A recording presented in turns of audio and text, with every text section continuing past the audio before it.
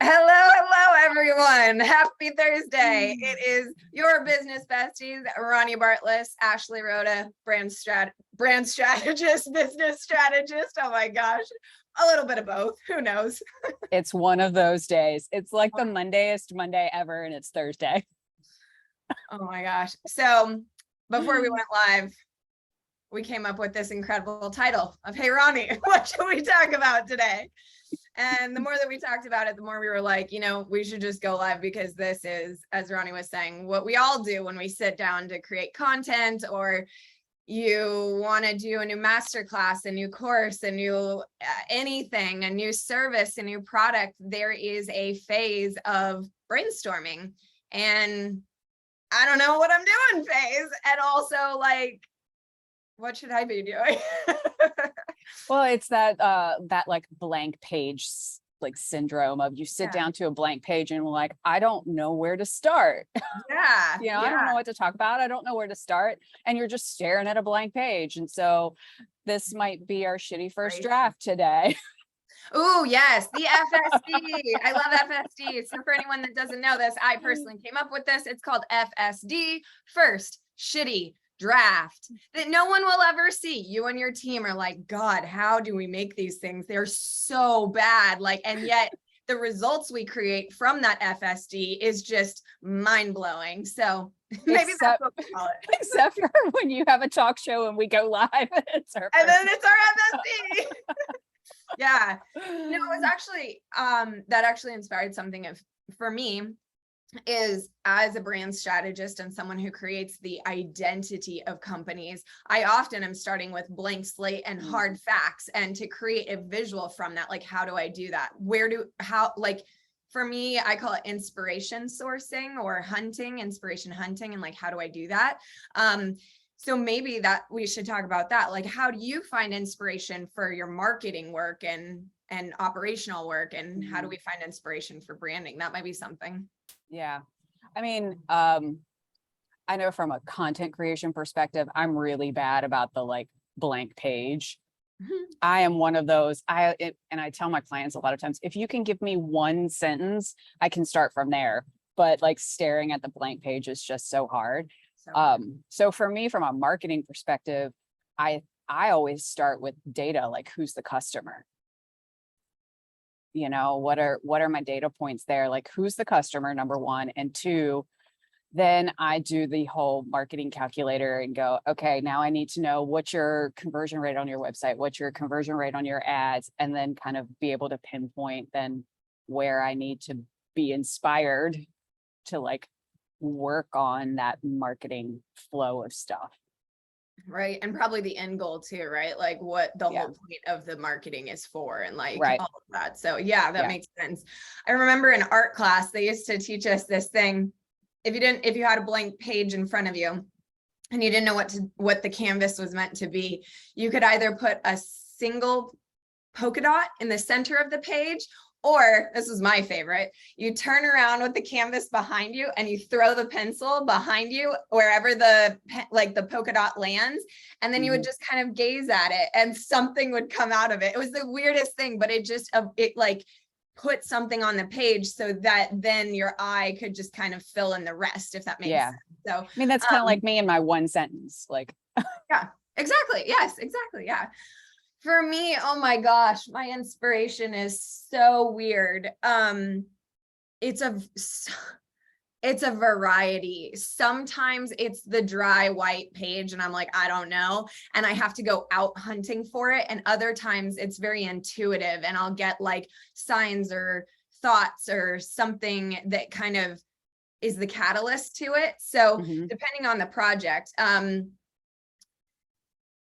usually I don't have a blank page unless it's somebody asking me to work outside of my process, which I usually I'm trying not to do anymore, but I had that come up recently. So, going through all of that. But I would say when I'm inspiration hunting, similar to you have the client in mind, right? So I do too. I've got the client in mind. I've got their target audience. I've got their desire of presentation, how they want to look, feel, be seen, associated with all of these things. And my hardest part is that I have 100 points that I have to somehow connect and find that common denominator. So I love getting out of my environment. So often I'm going to places that encourage creativity, art stores, Hobby Lobby, craft stores, TJ Maxx, anything where there might be like parts that could be put together into something, or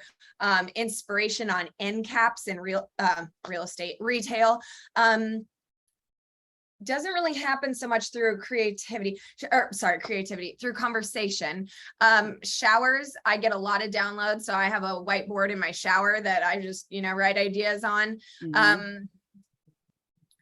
And sometimes my favorite thing to do, I have this wall, we'll see what I have in Chicago, is I like to take inspiration, the fact sheets, data points, and just lay them out on my wall so I can see the whole thing. And like one of those murder boards, draw the lines of connection of things. And sometimes you have to sit with it and just let it like present itself, I love and bless people that are able to do time blocking, where at 2:00 on a Thursday, they're going to, from 2 to 3, create a logo. I wish I was you. Yeah, not like that. Yeah. It's like I'm driving in my car, or I'm walking down a hallway or something, and that's how the inspiration hits. So this is more of a question than anything else, but so I do know like my times. So I know that like in the morning is my like very task oriented stuff. Like in the morning, I need to like return emails and like do bookkeeping and administrative stuff. My creative times are like between 4 and 6 p.m. Like I know my times of like when my flow is. Do you have something similar? 10 to 2 a.m. Okay. Mine's afternoon. Super night out. 10 to 2 a.m. is it. So if I really need to trigger it, I will take a nap generally from like 4 to 6, which I know for most people are like, that's not a nap, that's a day. You do you. Anyways, I do me for 4 to 6. I'll take a nap. Then I'll have like dinner and kind of set the tone and get either tea or it's usually tea, honestly. I was going to act bougie and be like wine. That's not me. But I usually do tea, and then it's something about at night, everything gets quieter. There's no people are asleep. I know I'm not going to be disturbed, and I can just kind of open up to everything. Yeah. Mine's at like 4 to 7 ish. And unlike you, mine is a glass of wine.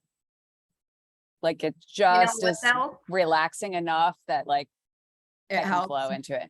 I have always wondered if I live in the wrong time zone. I would love for someone to keep me accountable on this when I get to Chicago and see if it gets earlier. Cause I've always felt like I am such a night owl that I wonder if I was in a different time zone, if I'd still be 10 to 2 a.m. I know that sounds weird because we all acclimate to the time zone, but I swear it's just something I've always wondered. Yeah. I mean, it'll be interesting to see because I wouldn't necessarily consider myself a night owl. I mean, in the grand scheme of between the two, I'm more of a night owl.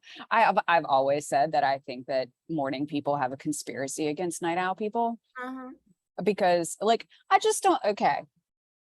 This is pet peeve of mine. I have a ton of morning people friends or colleagues, and every single time they're like, let's get together and talk. They're like, let's do it at 8 a.m. I'm like, fuck you, I'm still in bed. Like, I know. It's that, for me, it's like before, so at 9, I'm good. Like if I have a 9 a.m., I can make it happen. But before 9, I'm pointless to the world. Like you want anything out of me? Like, I might snuggle you, but I got nothing for you. Even before that, 9 a.m. I'm just like, hi, can I got nothing. Like the cats are ready for it, but but morning people are really specific about they have to meet in the morning. Like they won't bend, but they make night people bend. And that drives me a little crazy. Not to call anyone out, but like BNI groups that meet at 7 a.m. I remember No. I'm gonna call her out on this just so I can make fun of her and she can see it publicly happening. So, my bestie Leilani, she's in BNI, and hello to Dragon. So she calls me the one time, she's like, hey, I need you as a guest, please come. So, it's the early things. And I'm like, sure. She's like, all you have to do is look good. And I'm like, okay, at 7, I can make that happen. Like I can be mute and put on a face. I can do that. Then they do the like round of introductions. Guess who's first? You, because you're and the it's guest. in a different framework than I'm used to, and they have that very like structured way of like introducing yourself. I could barely say my name is Ashley and I'm a brand strategist. I was like, who am I? Where am I? Like I'm what do you call that again? I make shit pretty maybe, but there's a nice way I say that. Yeah. Something about being iconic and like details and like and I was like, this has got to be the worst introduction. Yeah. Well, in the more like I do get up fairly early just because Lucy's got to have her medicine and like there's things to do, but do not talk to me.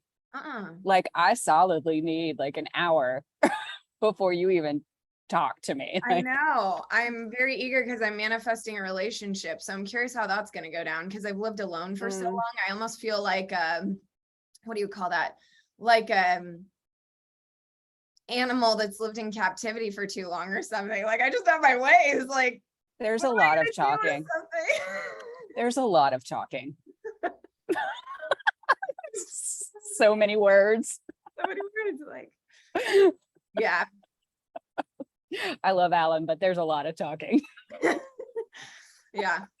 I'm a talker though. As you know, as my bestie, I'm a talker. So that might work out for me. See, and I am not, but don't expect me to listen either. So. Right, there you go. I think for me, it's more like yeah, I don't know. I do get quite, because I'm still an ambivert. So while my entire life and tendencies lean towards extroverted, if I need to recharge and all the things, I go introverted. So it's definitely interesting. Yeah. But anyway, yeah, back to inspirations. I'm like trying to block him. That's my inspiration right there is that cat. You know what's so funny? I feel like he doesn't do this except for our talk days. Like he gets so into like, let's climb the jungle. He wants to be a star and I don't blame him.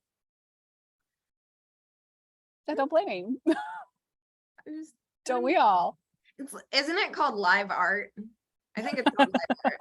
It like moves around behind, or like there's an active motion into it. I mean, I know live art is usually the nude drawing, but I think there's another version of it as well that's like this. Oh no, not the strings.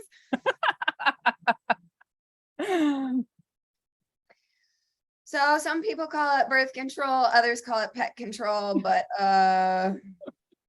yeah. I'm just gonna let him do his thing, and then as soon as that's rowdy, I'll fix it. But yeah, exactly. Yeah.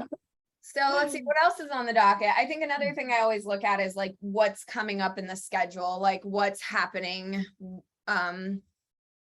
client wise, inspiration, all the things, the state of the world. And I always find myself, the busier I am, the more inspiration I do have. Actually, it's kind of. I can't. I'm like, really? Come on, dude. Okay. Yeah, it's one of those like a body in motion stays in motion. So the busier I am, kind of because in my brain, I know I have to get stuff done. And I'm a procrastinator. So like I work well under pressure. So that tends to be a motivator for me to get inspired for stuff. I can't. I just can't. He's really into it. He's into it. I can't decide. Do I get up and fix this? I feel like I should. So what I'm going to do, I'm going to stop the camera and see what happens. I may leave completely and be right back, but I'm going to just take a moment for the meow. There we go. Do you mind? Hi. Like, no. Oh, okay. And we're back, ladies and gentlemen. Hey, the cat's not dead, I promise. He's still alive. Anyway. He's not happy, but he's still alive. Yeah, I do like my life led by cats. They just keep every day like that fun. So you don't really know. But anyways, looking at the world events and things like what's on the board. I know we have a client share referral thing coming up to work on. I've have one client that just launched her website today, which I'm excited about. I have a graphic design project that I took on a whim for a series of masterclass videos, and she launched those live. So that was kind of new for me. I'd never seen my work or my creation used like that, and just a graphic, just a thing. So that was kind of neat to see and be like, okay, I like it, that was cool. I do graphic design as part of my projects, but never like a one-off thing. So she got me in a good day, I guess. And let's see. I mean, we only have today and tomorrow, right? Oh, I'm going to a soccer game tomorrow night. That's fun. Shout out to our Thorns team. That'll be fun. Oh. That'll be a lot of fun. So is it like as hot there as it is here? Okay. Yeah. I mean, it's at night. I think it's at 6 o'clock or so. So we have to get there like an hour early. So I think it'll be a little bit cooler, but yeah, it's hot as hell. Yeah, it is here but not as humid. I think you have it worse, so you win. Yeah, no, it's definitely hot and humid here. Like we're melting. It's that time of the year. Like we'll melt for the next month. Yeah, it's hot here. It definitely is hot. Heat wave hot, but yeah. I mean, it's kind of hot everywhere, I feel like. He's back. Oh my gosh. Hey, thinking you mentioned like current events, so I think it might be interesting for us to talk a little bit about, and something that I kind of feel like I want to talk about a little bit is, so our mutual coach friend Shauna has been really talking lately about like running your business intuitively and like making decisions based on that. And before the call, you and I just mentioned like all of this astrological stuff that's happening. And I know that neither one of us are like this super woo, but definitely into it. We're more woo than the majority woo. Probably like woo adjacent for sure. So like talk a little bit about like how you run your business intuitively. Like you talk about that a lot, like you get downloads, like. Yeah. I really love this question, so thank you. But I'm also a little dumbfounded because I don't know how to explain it. Do you mind? Most intuitive people don't, though. Yeah. Okay, so how do I run my business intuitively? First, for a long time, it was in denial. Like I didn't think that when I'll explain all of this, but the signs, the downloads, the feelings, the gut hits were a thing. I thought it, I don't know. I don't know what I thought it was, but I just didn't give it credit. Let me put it that way. Now, when I run my business intuitively, what that means is I see it in a couple of ways. So just kind of going through my whole process, weird things happen, which again is not weird. It's part of this. But for example, on my last 2 projects ago, I started collecting all of this rose gold things. Like they kept coming into my world. Like I went to the craft store and I was buying pins, and somehow I got a rose gold pin, and then I got something else that was rose gold. The next project turned out that the client was black and white primarily for the brand colors, with a hint of rose gold because that was her professionalism, yet feminine flair in a metallic. And it was like creepy, like, and I get goosebumps. That's the other thing. It's kind of like when I get goosebumps, that's usually a sign of truth or potency or accuracy, like you're headed in the right direction, or speak more on that, like go that way. So sometimes there's signs and weird things that come up that way. Other times it's I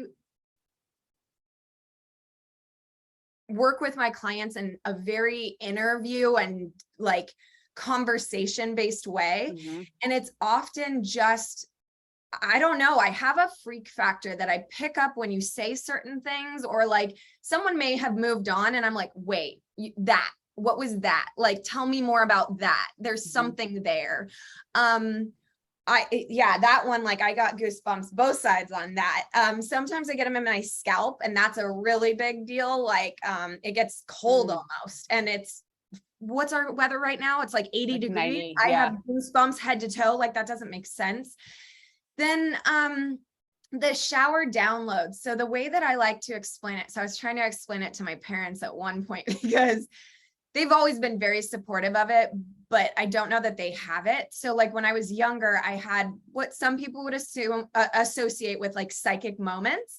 I knew a family member was going to die from cancer. I had a ghost presence. I could feel just different things. And the way I explain it is like, I know this is going to sound really stupid, but play along here. If I say 2 + 2 equals, did you hear kind of 4 in your head?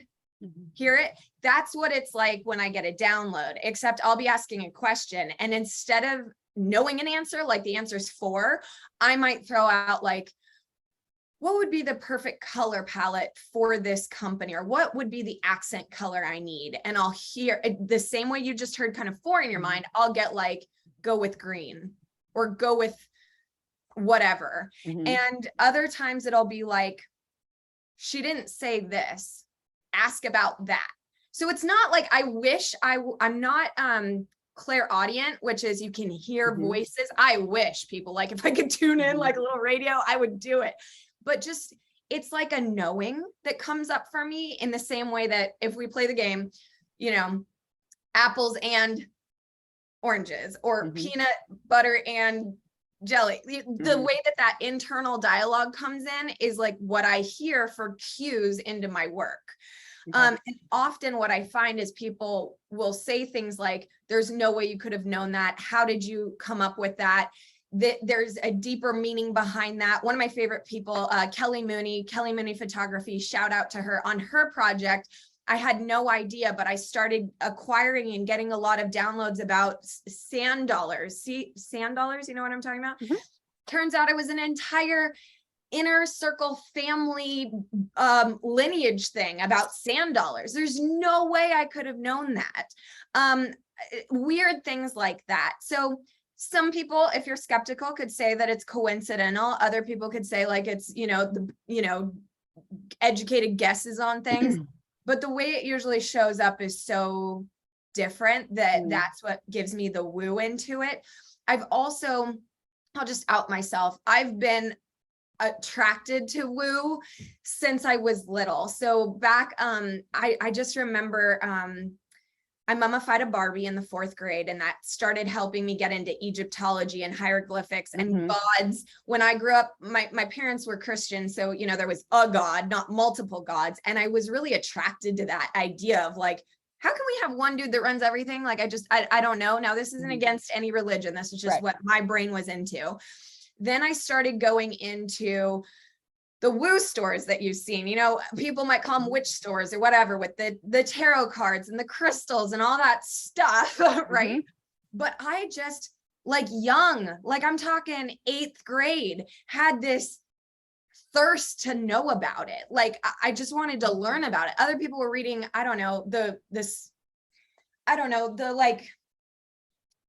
that reading list that was always required, like whatever the people that have you read this? I wasn't reading that. I was reading the Bhagavad Gita or I'm just trying to think, like religious texts, all these things. And I couldn't get enough of it. And what I couldn't also deny was that there was something in it, like if I carried a certain crystal with me, I felt a certain way. And if I pulled a card, it was so freaking accurate to what I was sitting there doing. I couldn't not. And then one of the things that I always have is like, I do woo in my home. So I have 4 quartz crystals in all 4 corners and one in the center. It creates what in Egypt believed is like a magic pyramid of protection that keeps your space safe. Sorry. Then I have I smudge when like this week, shit's going wild. I feel like, why not smoke out any negative energy? It's like choking the negativity. Why wouldn't you? Like, it doesn't hurt anyone to run around with this. And if you put a little belief and faith in it, I believe anything is that, whether we're mainstream religion or making your own or whatever it is, that intuitiveness, just whatever seems to kind of tap in for you and help you hear orange a little bit louder. That's kind of what I do. And I think what's been interesting is I have something I'm grateful for, but also a challenge is I can relate to anyone. And they've often said, like, I don't know why I feel like I can tell you this, but I can tell you this. I get a lot of people confiding and confessing in me, and I hold a very high moral standard for myself that I don't judge, I don't tell, I don't anything, unless I've always had one rule, unless it harms themselves or someone else, like tell me anything. And I think that also brings in an element to my work, whether it's intuitive woo or not, that is an element as well. Yeah, I have that similar kind of thing with people, in that people confide a lot of stuff in me, and and people will say to me, how do you just get me? You just get me. Yes. I'm like, and it's an energy thing for me, for sure. I'm definitely on that like high sensitivity kind of energy level, but also I listen. Yes. And I think that, you know, I've talked about this even before in other conversations we have, like in business and when you're making connections with people, listening is a skill that we need to cultivate more of, because we don't listen. And I feel like with people, other people, our goal in lives is to be seen. Right? Like that's really what it's all about. We want to be seen and understood, and I don't mean that like in seen in like a famous way, right? Like they just want other people to see me, right? And so I think that's where listening kind of comes in really heavily on that. You know, that's something else too. Thank you for saying that, because I see people, but I also have like, again, another freak factor, I call it. And everybody's like, stop calling it a freak factor, just own it. Well, you know what? It's my freak factor, back off. Anyways, I'm on it. I'm in a mood today, people, but bear with me here. When I, especially in person, I can still do it in Zoom. I get like, the person I'm talking to gets just kind of blurry. The best way I could say it is like if I took off my glasses, the person gets kind of blurry, and I just kind of want to move them, because it's like their soul essence is behind them. And that is sometimes what's giving me the the orange moment. Like you're saying this, like I hear you saying this to me, but what I really hear and see you saying, and when you talk about seeing, especially on the woo, I think you have this too. We just have an ability to see. I see whether it's connections, like connecting the dots. I see data in a different way. I see people in a different way. I see your soul, which scares a ton of people. But as you know, there's another element, human design. I'm a projector. We literally have the ability. Our aura is very potent and pure, and we literally can see your, what do I always say? Your ultimate self, like the highest capacity and possibility you have. Now, whether you choose to be that or not is always my disappointment, but I can see it. And so that's often caused an issue for me, especially in personal relationships, because I can see this version of people and they don't always choose it. And so that can be very disappointing for me, or like when I try and make those connections or try and help someone. Again, that's where I've had to learn in my own woo what my role is and when I'm allowed to and when I'm not. It's interesting. I have been in many fights with family members for my ability, yet people pay me top dollar for it. So it's like in the right place at the right time, you have to use these things. Yeah. And I think that's how I would explain my woo. Also, like when I, you know, my thing that I say, being conscious, intentional, and symbolic, I think the consciousness, if we're talking on a woo level, is just doing the maintenance necessary to keep myself open to all of this and give it the credit it deserves. Intentionality is big for me. I feel like, especially, I mean, you know, I just don't feel that people live intentionally as much as I wish they could. Harsh words about to come out, but passive by default, standard, whatever, complacency. Floating through life. Oh my God. It's like nails on a chalkboard for me. And that's hard. It's really hard for me. I can't, because unfortunately my soul calling is intention. So like, it's just hard for me to see it when others don't, but that's not theirs, right? It's on me to meow, meow, meow. And then symbolic is just, this woo thing I've had since I was little. It came out yesterday and in a story, we were talking about my trip, very blessed over here. So take it with a grain of salt, but I went to Greece when I was 10 and we were touring the Pantheon and all of the historical sites and things. And one of the things that we got to see was Alexander the Great's son's tomb. And on the tomb doors is this huge star. Well, it's debatable if you want to be real specific on iconography, star, sun, compass, called the Macedonian star. And it came back up yesterday with some of the astrological things that are happening. And it goes back to Alexander the Great times. And that's like a moment of woo. Like, what are the odds of that coming up? And then me running into the closet to be like, you mean this star that I wore for 10 years at 10, like when I was a little kid, like, just weird. And then you get these hits. Like, I understood archaeology and iconography and symbolism when I was little, but now with even more years of experience, I just put things together even more. And it's just, that's where it's like, I was saying, I don't think I always give myself credit for what I have, because I put a comparison to it of like psychics that are, talking to people and all these things. But I do know I am claircognizant, which is, I know things. My abilities come through knowing and seeing. So for those, there's fancy words in every part of life, right? But claircognizant, clairaudient, you hear things; clairvoyant, you see things. There's a few others I think we're missing. Just put I think there's like 5 word, and you'll get close to what we're talking about. And you know what, I like it because it allowed me to build a belief system that worked for me and honored others. I could see parts of what I believe in each religion and culture and diversity, yet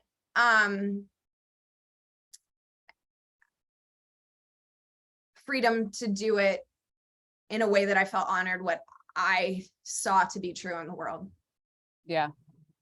It's just, I find it interesting that, it's a topic that's been coming up a lot. I've seen it like pop up a lot lately. And it just is curious for me, like how do people do it?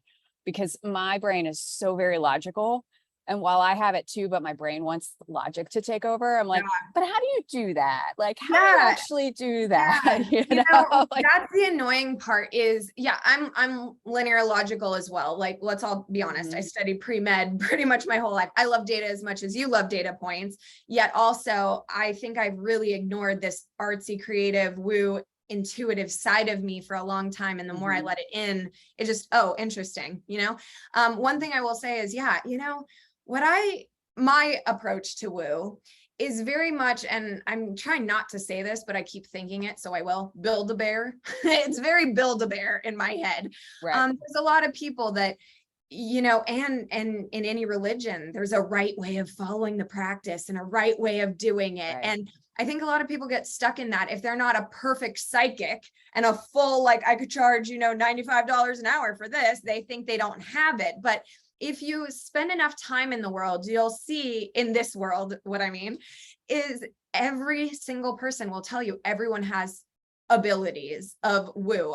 Some would say psychic ability, some would say energetic ability. We all are energy, like take it down to the take it down to quantum physics. They'll start talking about it. Even mainstream medicine talks about it. One of my favorite things in the human body is the pacemaker cells of the heart. They have no scientific proof, as far as I know to date, as to why the pacemaker cells of the heart start. They just create such energy in them that the electricity starts at a certain point of the, growth process, and the heart beats.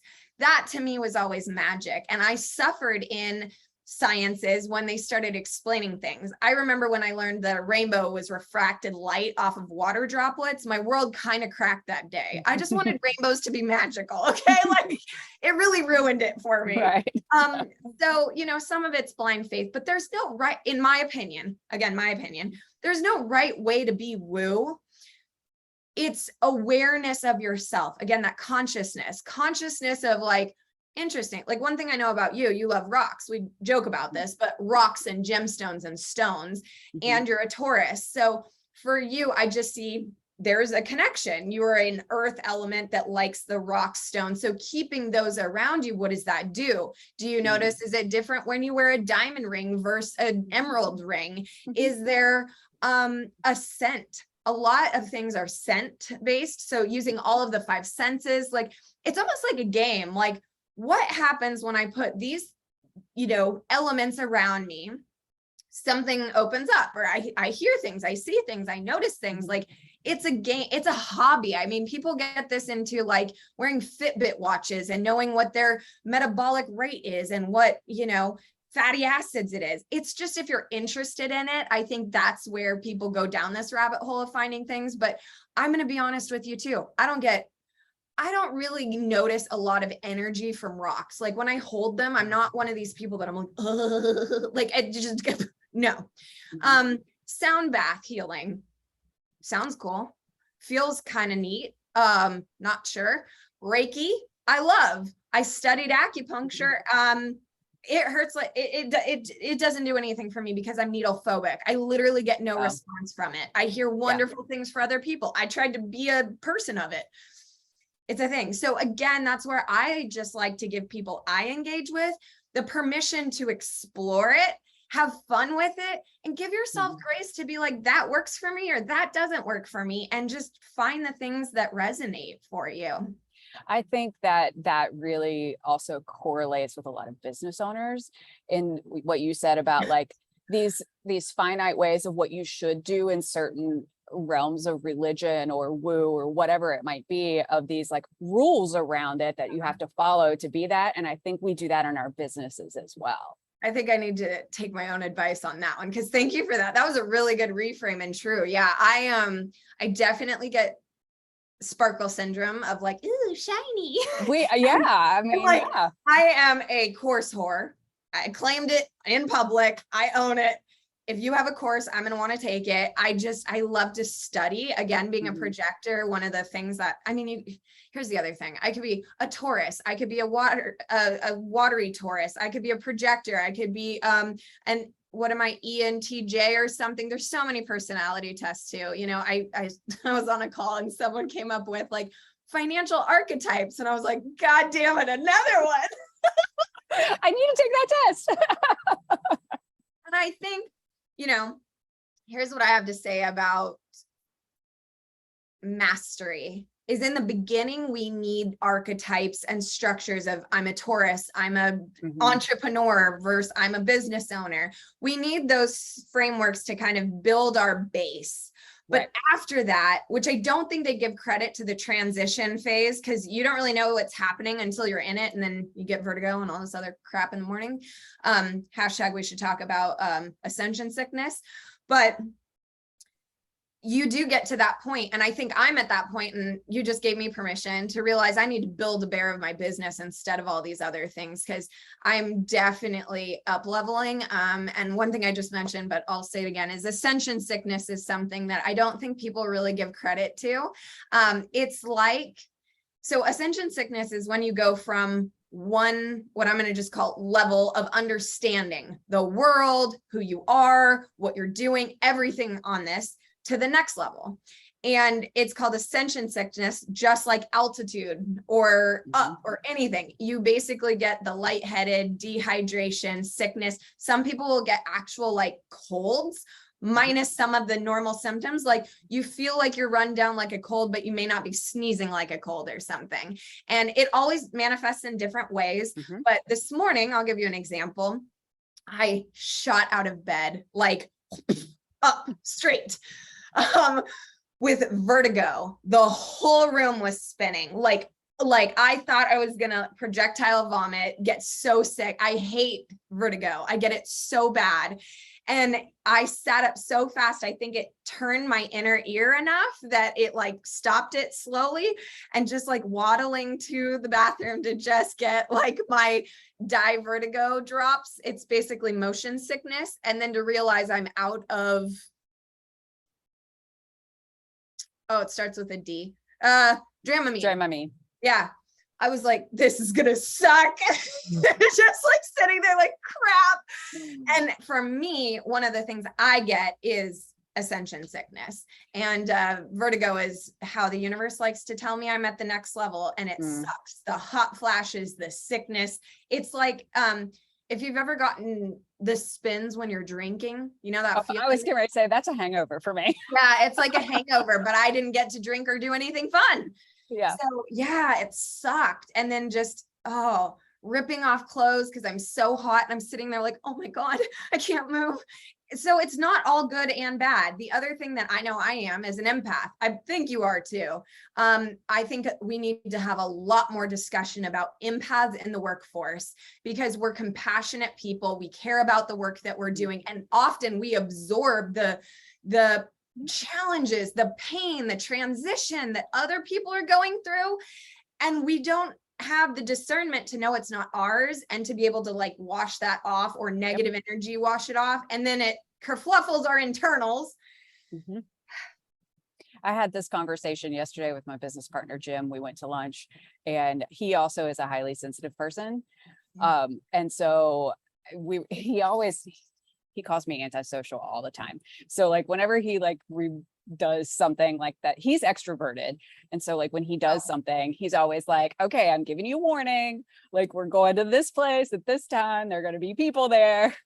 And he tells me I'm antisocial all the time. And so yesterday we were kind of talking about like being a highly sensitive person and like just energy. And I was like, I'm not actually antisocial. It's when I'm around large groups of people, because I can feel everybody's energy, and I can't discern which is mine and which is theirs. And then I come home and I'm sick for 2 days. Yeah. Because I'm so exhausted, because it's such an energy drain. Yeah. And so I'm not really antisocial. It's a protection of, I think people need to give that more credit. And, I'm not in love with the way that the world treats sensitive people. I wonder sometimes like, oh, well, she has social anxiety. Maybe she fucking doesn't. Maybe she just can feel things that you can't. Sit down, take a breath, stop judging, stop labeling, stop putting people in boxes.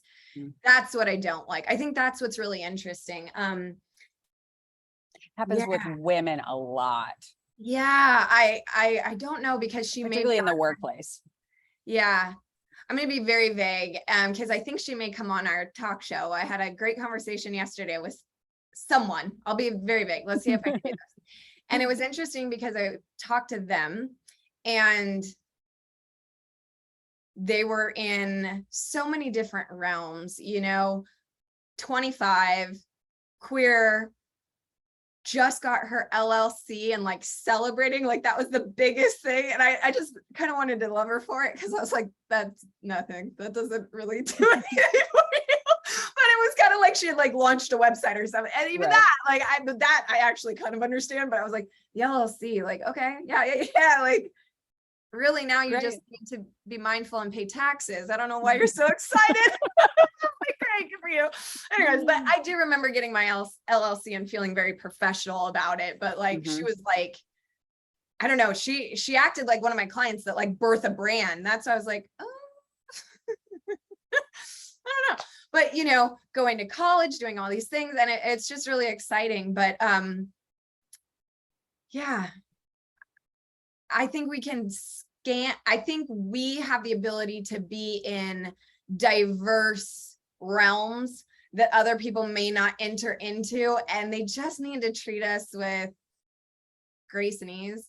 And if I say like I've got energies or something, or like if I say like I'm just not feeling up to myself today, like you need to know what got me there.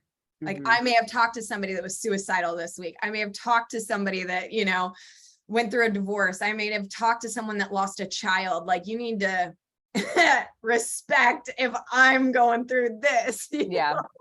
Like, and also a vault of secrets. Okay.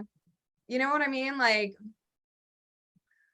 I've heard a ton. I've seen a ton. I've been around the block. I know I'm a white privileged female, and however you want to take that, you still, like, that made my earring. It doesn't mean that we don't know and relate to more than what is painted on us. Yeah.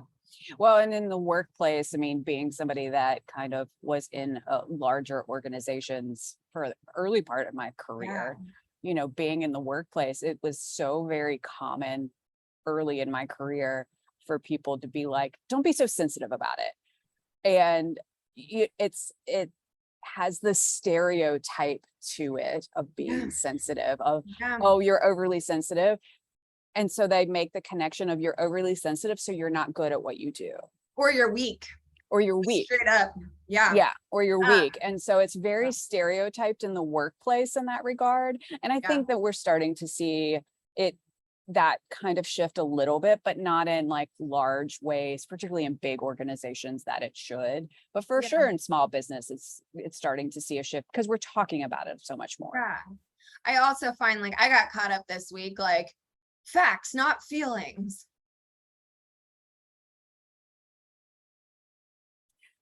Well, I have both. I just wanted to be like, yeah. And yeah, even things that, you know, it's interesting. Yeah. Tangent, not relevant. It's interesting. Yeah. I mean, I would say, so my intuitiveness is not like yours. It's it manifests in different ways.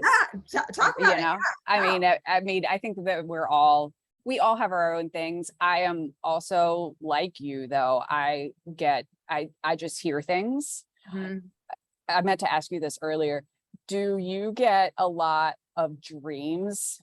Do you dream a lot that then kind of, unfortunately, that's not a thing? That's not I a don't thing know if this is a woo thing or something else. I'm just going to claim and out myself. I have had sleep problems for many years now. So I take melatonin, and I honestly try and drug myself at night. So I usually don't have dreams. And if I do, they're kind of night terrors. So I don't even think I can speak to that, because I think my dreams are screwed from other things. So unfortunately, I just take that one off a lot of people definitely kind of dream a lot. Very prophetic. I definitely have a dream symbology journal where it says, like, if you dream about a dolphin or something, but I don't, because my sleep is so screwed up. I never really give my dreams credit. Maybe I should, but I don't, because they're just so messed up from everything else.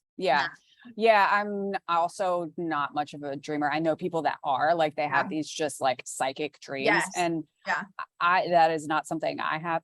But when I do dream, it is very important. Like, if I actually remember it and I do dreams, I get a lot of visits in my dreams. Oh, interesting. So it doesn't happen all the time, but if there's a message to come back, it normally comes through a dream. I love it. But mine is just so energy based, you know, just being empathetic and, you know, an empath in that way. It's just, mine's very energy based.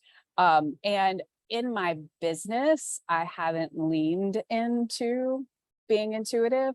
I do with my clients, but not necessarily for myself. Oh, so, yeah. You know, so I know the permission. It's like, it's okay to do this here. It's like, right. Yeah. And it's just, I find it interesting that, particularly for people like you and me that work with clients, and we kind of, you know, I get clients that ask me things and they're like, well, how do you know that? I'm like, I don't know. I just know, you know, like, I will. And it's a combination of facts and data and intuition kind of all mixed together, which is why I don't know what I know, because it's so many factors kind of thrown in there. And it's another society moment that wants us to say, are you a psychic or not? Like, it's that defining line. You know what? I am. I am, right? And so it's a thing. But I will say, I have always kept mine very coveted and quiet. Like I don't know. And I had no need to. I was never me too.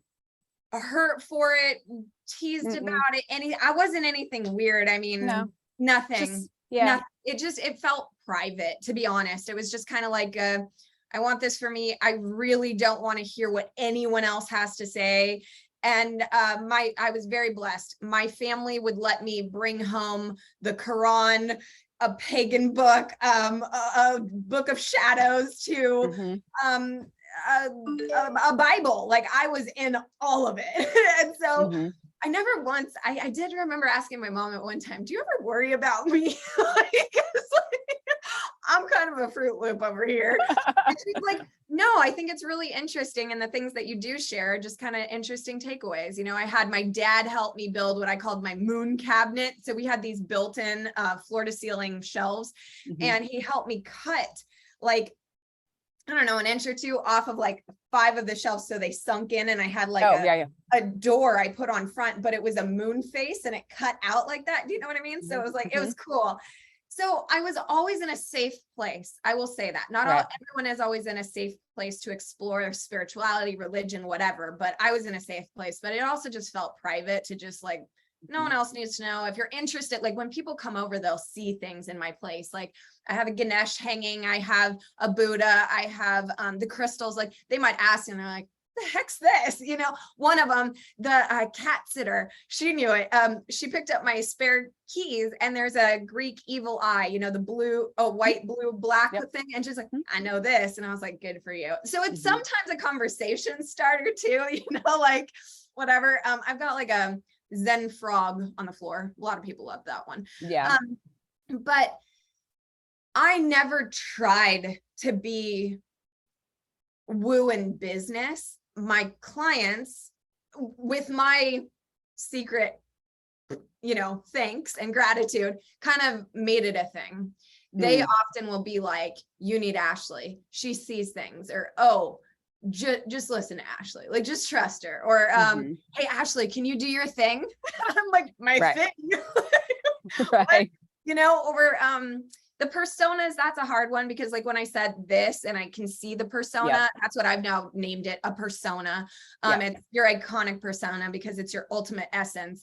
I do have a lot of people be like, what's mine? I will say, when we were talking about drinking earlier, about working and drinking, I don't, when I do have to be semi-mindful. When I drink, I seem to be more in tune and connected. So I do know I have definitely given a reading or two out to random strangers and been like, hey, by the way, you need to know this. And then like walked away, which not exactly under the universal tenets of how it's supposed to be done, but it's a thing.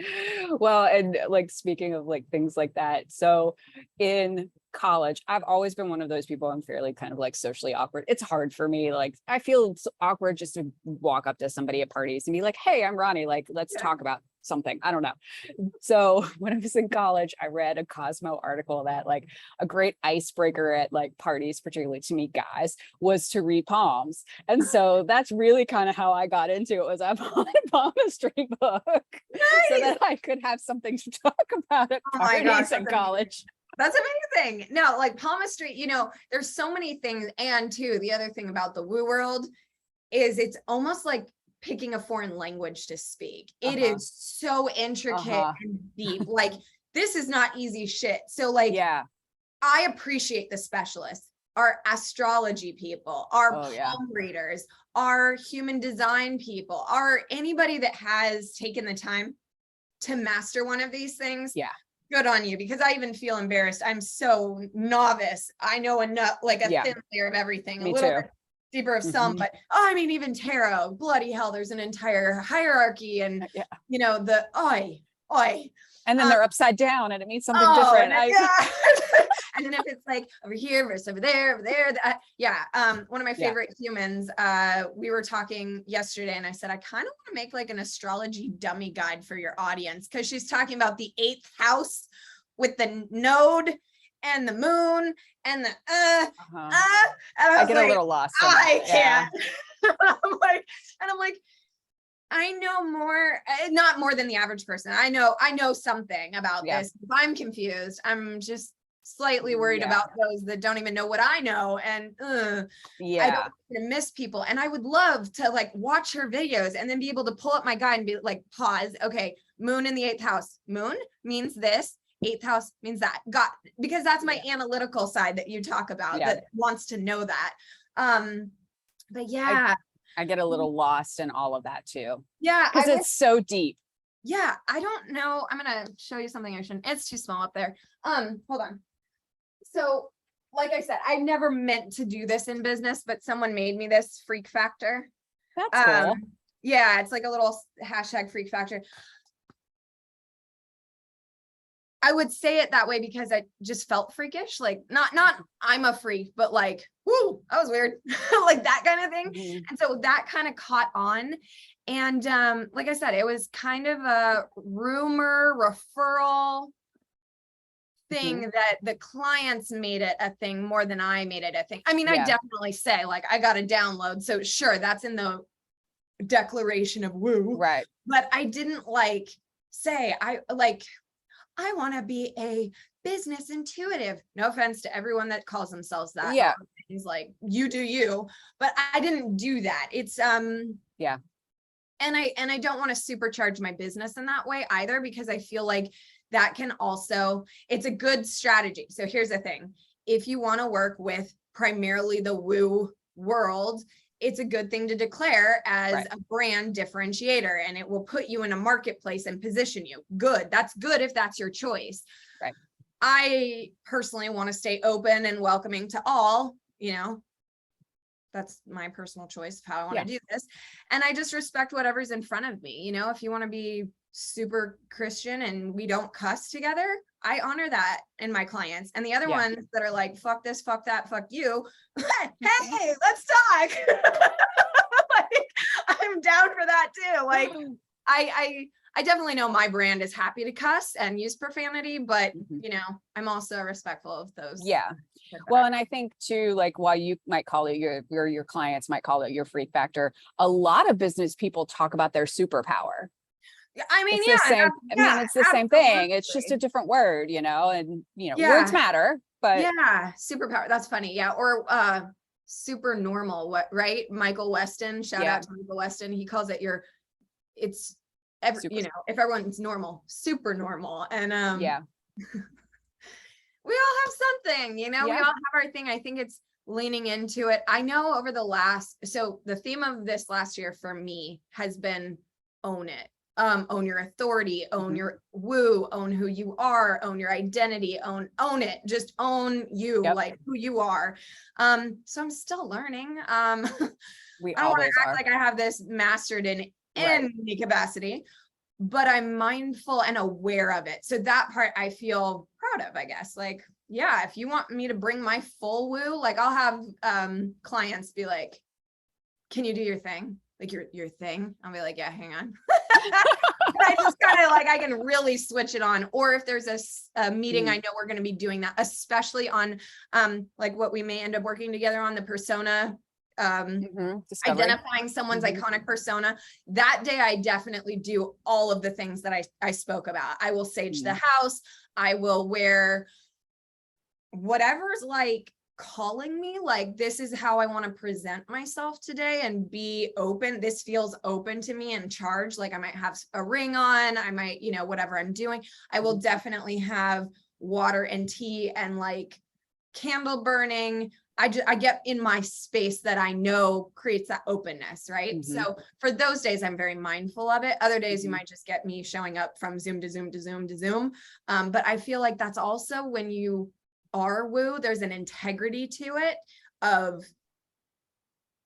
keeping it pure energy, and you're actually just trying to be a vessel. You're not trying to have answers or know anything. You're just hearing for orange, that, this, and then you like, I honestly, I don't think I've ever told anyone this. I somewhat not black out like in a bad way. I just don't remember what I've said. So I will often a lot of people have to re-watch that session. And I often laugh because I'm like, that was a good question. Good job, Ashley. Or like, that was really smart. Who came up with that. Like that happens a lot. So channeled. I know a lot of people have told me to take more credit for my work.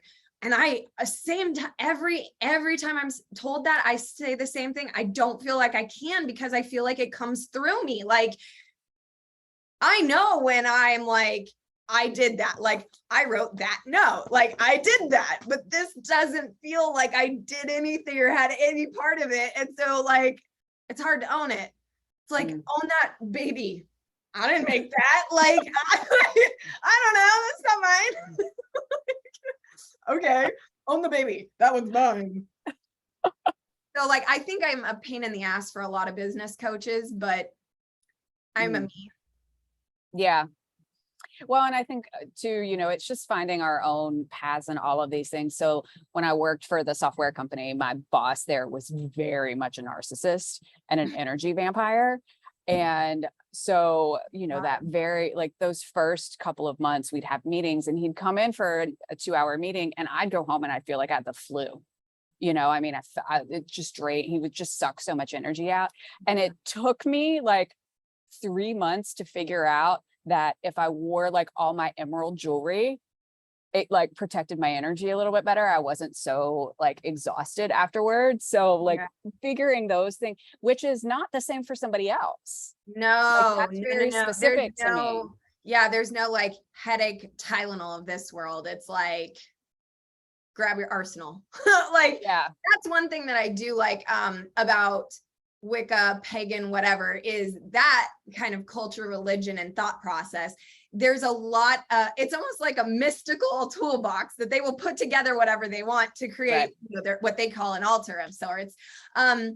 And then also, you know, but we could say that too for Christianity, where you're getting your holy water, you've got your rosary, you've got your Bible, like everybody, white candles like that at the altar, you know, everybody has their things, but I think it's you intentionally setting out to be like, I'm going to build this little box of mine, take the label, take the religion out of it, and just your little, like, it, oh, what does she call it?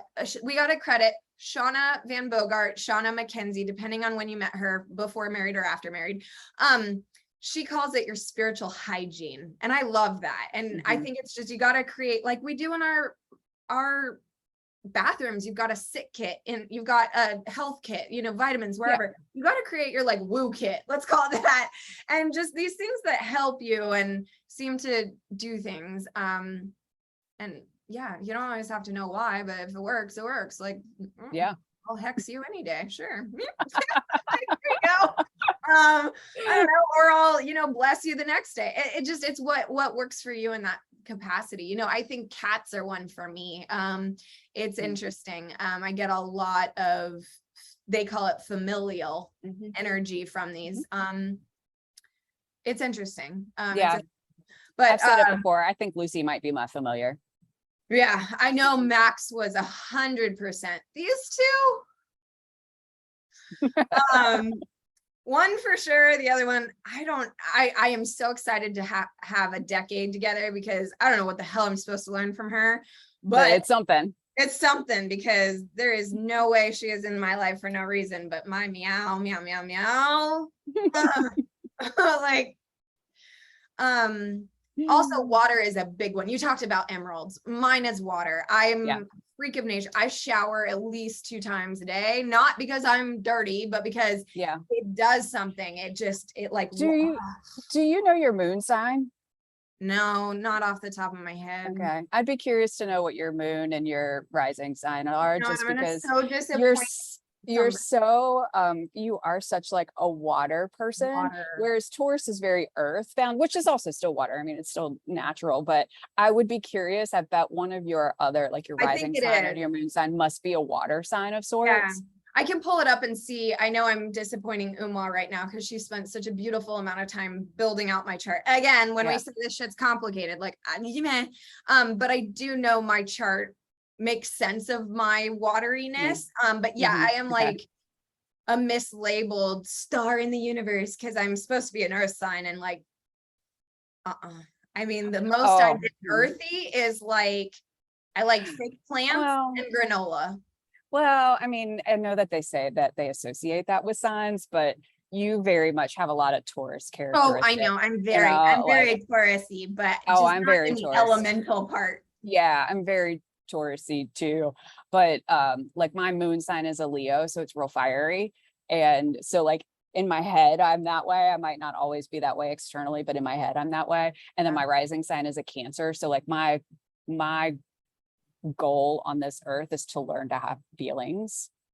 Like that's my life goal in this lifetime, is to learn how to have feelings, because my rising sign is a Cancer. Yeah. Yeah.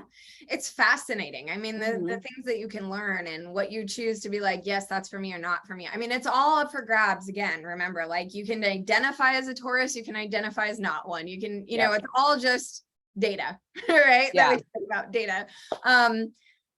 All I know, I don't know why this made me think of this, but when I was really little, my mom used to say, like, if I was fussy, which I wasn't very fussy as a baby, but like if I was, she would put the plug in the kitchen sink. She had like one of those deep sink things, and she would turn on the faucet and put me in. And anytime she could get me into water, I'd be fine.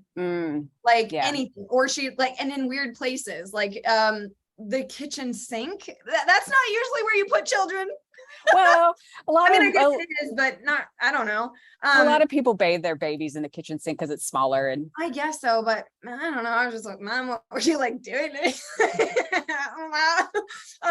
But yeah, but water's always been my thing, you know. If I was upset or something, I do remember my dad taking me out to the front yard and just hosing me down one time, just like I was like, ah. But like it calmed me. It was just my thing. We had a creek that ran behind our house. Like there's just, it's always been around me. Portland has big water element. Chicago has big water element. Like I don't think I could be landlocked and okay. Yeah, me either. And I mean, I grew up landlocked, and it's not. I'm not okay I noticed with it. like water, tea, flavored water. It's just always around, and I get, I don't know, kind of nutty without it. Like, you know, I just made a realization. It's interesting. When I go to the eWomen Network conference in Texas, I feel it. Like, I feel like there's not enough water around. That's weird. Yeah. Because it's very landlocked. Yeah. Yeah. In Dallas. Dallas, right? It's Dallas. Yes. Yeah. Dallas, Texas. Dallas is very landlocked. Just different things. But yeah. Yeah. So I guess it was a desire just to realize it, you know? Yeah. Just what was it? Like, why does this thing work? Like, what is this? I mean, it's so interesting for us to start off this whole topic of, we didn't know what the hell we were going to talk about. And now we've been an hour talking about this. True. Oh my goodness. Yes. That was another thing I was going to say. It was just 11:11, and I see things like that. Like you start realizing numbers are not. That's not my thing. Yeah. The angel numbers are not my thing. I see repetitive numbers, but the one I always see is 9/11, which for me has been interpreted that I'm incredibly good in emergency situations or high interesting situations, which was also really interesting when I was a lifeguard, when I was a first responder. All of that made sense as to kind of those situations too. Yeah, that's that's not one of my things. Angel numbers are not something that's a thing for me. It's not either. So like, here's a great example of it being, is it for you or not for you? I can't deny that I see 9/11 all the time. Hello, sun. Did anybody see that? Just okay, I'll take that. That's the kind of stuff, you know, like, yeah. Mine's animals. Like I notice, like, yeah, you definitely have the animal thing. Yeah, I definitely have the animal thing. I'll notice, like, if I'm at, like, when I walk Lucy, I'll go like a few days in a row where I see a bunch of blackbirds all the time. Yeah. Or, you know, like the other day I was sitting here and there was a butterfly, like a big black and yellow butterfly. And I was like, that means something. I don't know what it means, but it means something. Like that doesn't happen. And because it doesn't happen all the time. So I noticed like those are the kinds of signs I get more so than say numbers or anything like that. And I think when people are going to be like, well, how do I find what mine are? It's like, okay, wait, it's not, how do I figure it out? It's just start being aware. Like as of today, just do your day and be like, What did I notice? What did I notice? And don't look too into it. Don't be like, oh my God, the sun came out, therefore it's a sign of da da da da da da. Right. Like just see. And then over time, you're just going to get more data points to say like, hey, I really don't really see numbers, or oh my God. And it is the thing too. I will say this, it's like red cars. Now that I've said red cars, you're going to see red cars everywhere. Yes. But just, you know, take it with a grain of salt. If you want to see red cars everywhere, then see red cars, put meaning into things. But I think you can also go too far with it too. I do know somebody that, oh my God, every time I'm around her, oh, that means something. And I'm like, they farted. No, it doesn't. Like it can get a little too far. It gets a little. And I'm like, a little too far. Yeah. But you get to decide where that line is. You get to decide what means something. And also, you know what, maybe if your decision to put numbers meaning something for you, that could be the way. I really do believe that it's like a thing plus the energy together that makes it a thing. But a lot of these, you're not going to really have the ability to choose it. It just kind of chooses you. Like water chose me. I'm not like, you know, I have hugged rocks. I have been hiking. I have tried to like Earth. I don't like it. I mean, I'm the rock girl here. So yeah, like, I mean, don't get me wrong. I don't want to camp. Like I'm not a nature girl in that regard, but I am earthy in that like rocks and, you know, like that kind of earth element definitely is a earth element for me. Yeah. And as you had a pet peeve earlier, I own mine. I have decided, put energy behind. I hate personality tests.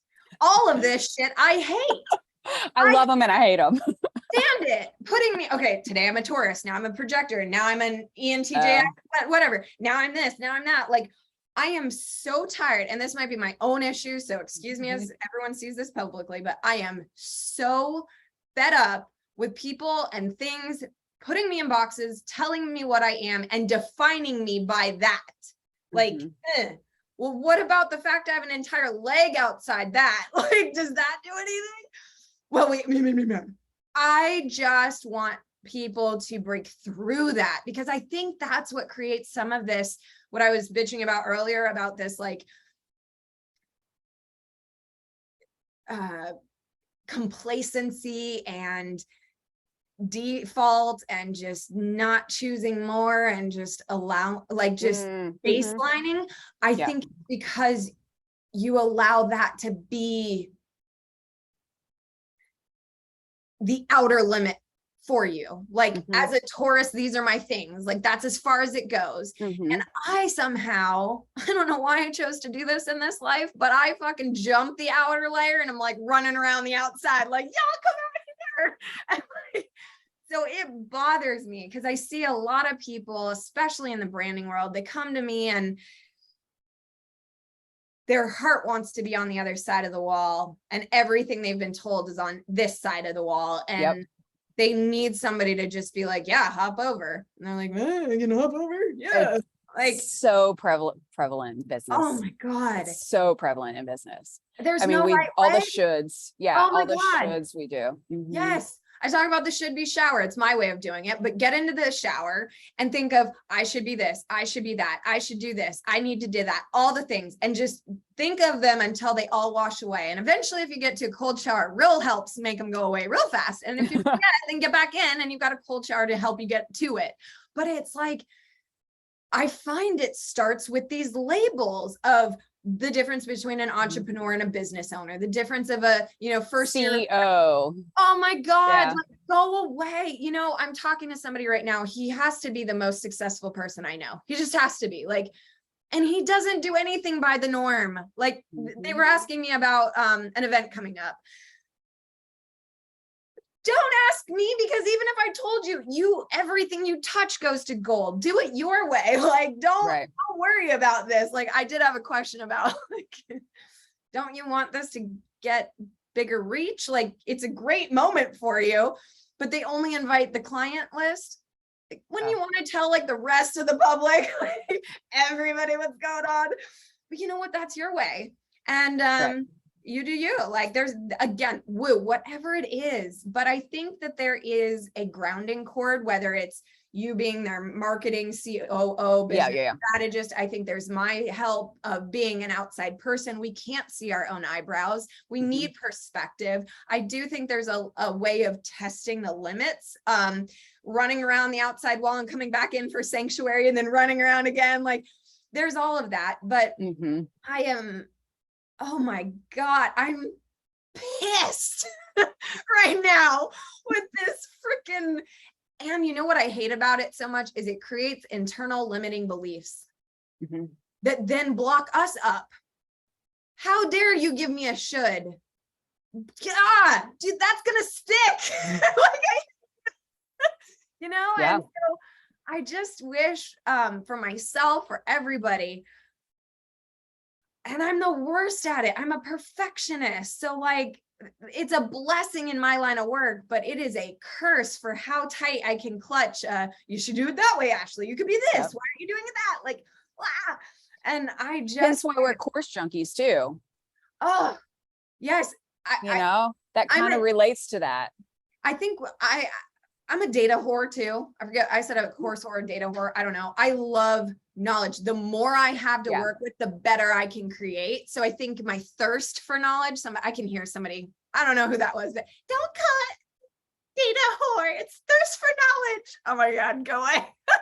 But like, I know when clients, fill out my application, one of the things I look at is how in depth they answer, because the more you answer is better for me. Some people may hate that. They might be like, don't write a narrative for me. Well, or a whole story. It's better for me if you do, because I can work with more data pieces.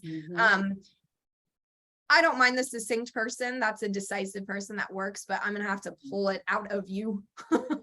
Right. So I know. For a conversation that started with absolutely nothing to talk about. No, it's such a fun conversation, I feel like. And like, I do too. These are things. So this is why we started this, right? Like, these are the conversations that we, like, I had the same, not the exact same conversation, but a very similar conversation with my business partner yesterday.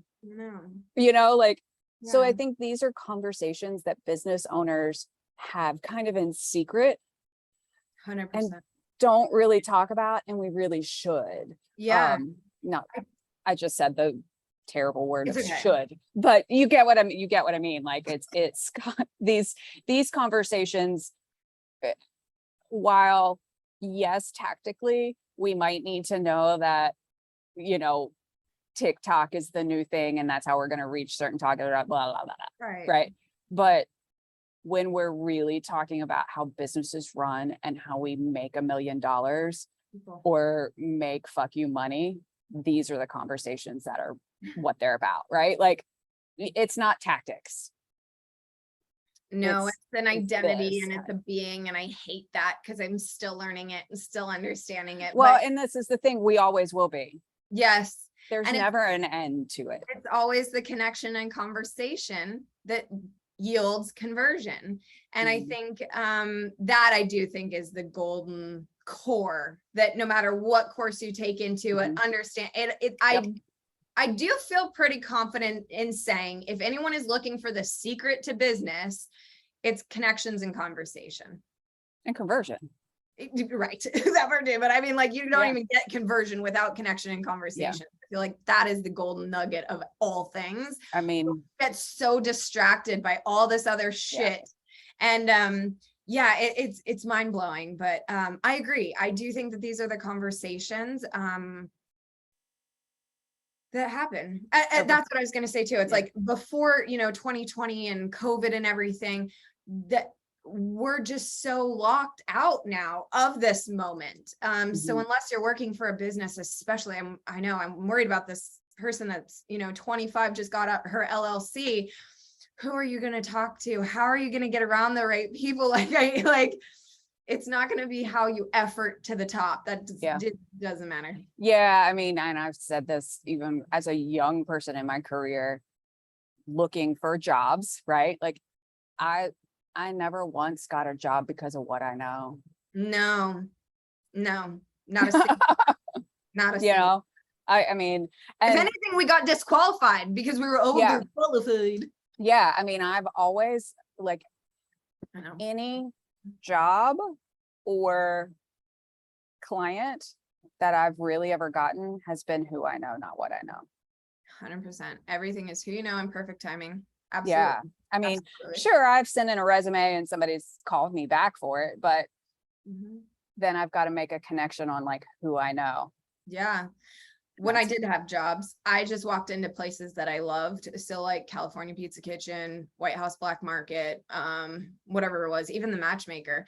And I had a conversation with the manager and I was like, I don't even think you're hiring. That's great, but I'd like to help out. What do you need? Like, I was so interesting in how I job hunted. I just like, I want to work there. Let's go work there. Like, yeah.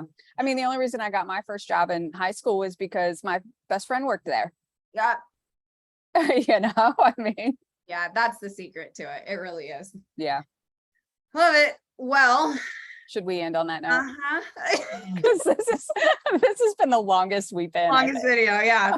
Sorry, everybody, we're not sorry, but I hope you get a lot out of it.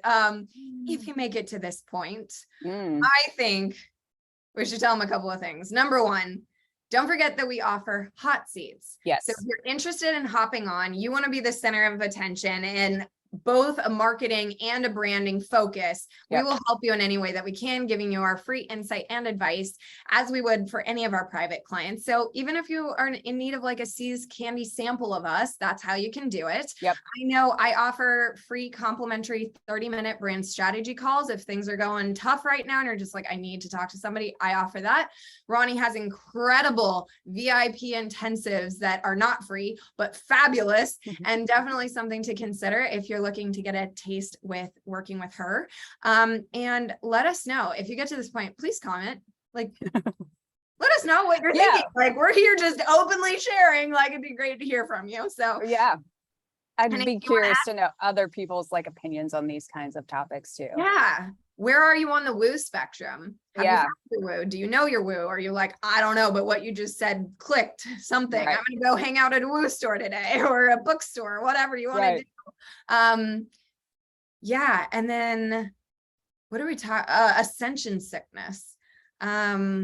Before that, I think we were figuring out what was going to be downloaded and told us to talk about. So I don't know what we talked about before that. I'm glad I asked the question. Yeah. Thank you, Ronnie, for asking that question. All right, everyone. We will see you Thursdays live here on Facebook or Ronnie's YouTube channel. For the replay. Connect with us. Have conversations with us. We're literally here waiting for you. We'll talk to you soon. All right. Bye. Bye.